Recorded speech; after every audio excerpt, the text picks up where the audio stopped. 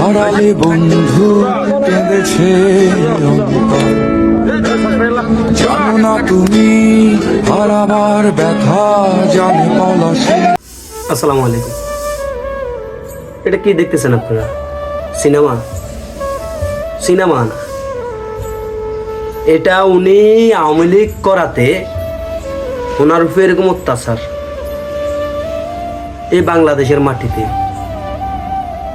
এটা কোনো বাইরের রাষ্ট্রের সিনেমা না, এটা হলো বাস্তবতা। এটা মনে রাখতে হবে আপনাদের।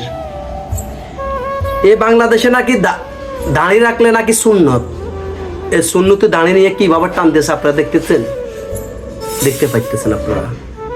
এ দেশে ইমানের কোনো দাম নাই, মুসলমানের কোনো দাম নাই, দাঁড়ির কোনো দাম নাই, কোরআনের কোনো দাম নাই। কোরআন বেচে খায় যারা জামাত তারা।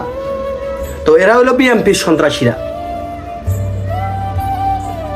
আওয়ামী লীগ করার কারণে ওনার গায়ে একটা বাপের বয়সে মুরব্বী ওনার গায়ে হাত দিছে, কিভাবে থাবড়াইতেছে দেখছেন?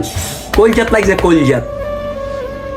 এটা আপনাদেরকে দেখানো উচিত এবং কি আপনাদেরকে জানানো উচিত ওরা কত নিকৃষ্ট, কত হিংস্র জানোয়ার। এটার বিচার কি হবে না বাংলার মাটিতে? ওরা কি মনে করছে নেতার খুশির জন্য যার ইচ্ছা তারা মারবো, ওদেরকে ছেড়ে দেব? যার পাশে কেউ নেই তার পাশে আল্লাহ থাকে কিন্তু সব টাইমে, এটা মনে রাখিয়েন।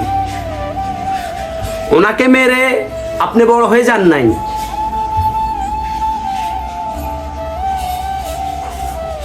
এটা কি বাংলাদেশে? এগুলা কি? 5 আগস্টের পরে আপনারা যারা আপনাদেরকে পড়ালেখা করাইছে, যারা শিক্ষক, তাদেরকে পর্যন্ত আপনারা মারছেন। যারা বাপের বয়সে তাদেরকে পর্যন্ত থাবলাইছেন। এই দেশে কোনো বিচার আছে? পুলিশরা পর্যন্ত থানার মধ্যে ঢুকি মারছে।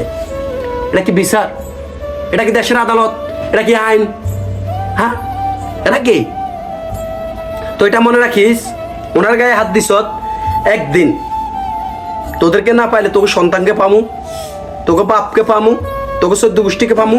এইভাবে ঠিক জনগণের সামনে আওয়ামী লীগের নেতা কর্মীরাই তোদেরকে মেরে এরকম ভিডিও করবে ল্যাংটা করে। এটা মনে রাখিস। এটা কিন্তু আগামী দিনের খানা, মানে খাদ্য। এটা হইলে তোকে পাইপ আগামী দিনে ইনশাল্লাহ বিচার হবে এই বাংলার মাটিতে। জননেত্রী শেখ হাসিনা ডিসেম্বর আসতেছে। জয় বাংলা, জয় বঙ্গবন্ধু।